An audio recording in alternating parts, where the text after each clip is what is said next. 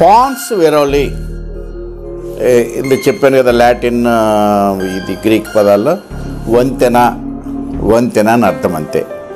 ఈ nerve fibres ఏవైతే ఉన్నాయో ఆ సెరిబ్రమ్ నుంచి సెరిబెలంకు మెడులా బ్లాంకటా వీటికన్నిటికీ వెళ్ళే నెర్వ్ ఫైబర్కి వంతెనలాగా పనిచేస్తుంది. ఆ బ్రెయిన్లో తయారైనటువంటి అన్ని మెసేజెస్ని ఆ వెన్నెముకకి వాటికి వీటికి పాస్ చేస్తూ ఉంటుంది. అలాగే ఈ సెరిబ్రమ్కు సెరిబెలంకు మధ్యలో ఒక రిలే సెంటర్ లాగా కూడా ఇది పనిచేస్తుంది. ఇది నిద్ర, శ్వాస, ఆహారాన్ని రుచి చూడటం, నమలటం, కొరగటం, మింగటం, చప్పరించటం ఇవన్నీ చేసేది పాన్స్.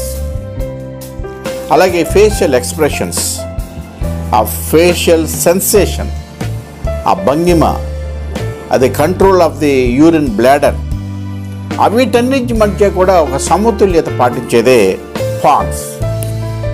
పాన్స్ చేసే మరో ఇంపార్టెంట్ పని నిద్ర, ఐ మూమెంట్, కన్నీరు. ఈ కన్నీరు అనే దానికి కారణము ఇది పాన్స్. ఇందాక మనం చెప్పుకున్నాం కదా, pons, mid brain, hypothalamus, limbic system, ఇవన్నీ ఒక్కొక్క రకమైనటువంటి చర్యల వల్లే ఈ కన్నీరు బయటకు వస్తుంది. అది ఎలాగో మనం చూద్దాం. ఈ కన్నీటితో కలిసే మానవుడి జీవితం ప్రయాణం చేస్తుంటుంది.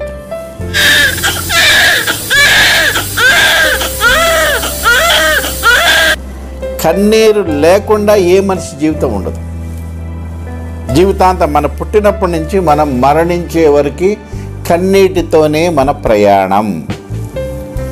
అందుకనే ఏడుస్తూనే పుడతాం, ఏడుస్తూనే జీవిస్తాం, ఏడుస్తూనే మరణిస్తాం. నవ్వినా ఏడ్చినా కన్నీళ్లే వస్తాయి, ఏ కన్నీటి వెనకాల ఏముందో తెలిసిన అన్నారు ఆత్రేయ గారు. మరి ఏ కన్నీటి వెనుక ఏ కథ ఉందో ఆ కన్నీటి కథల సాగరపు లోతుల్లోకి నెక్స్ట్ ఎపిసోడ్. బాయ్.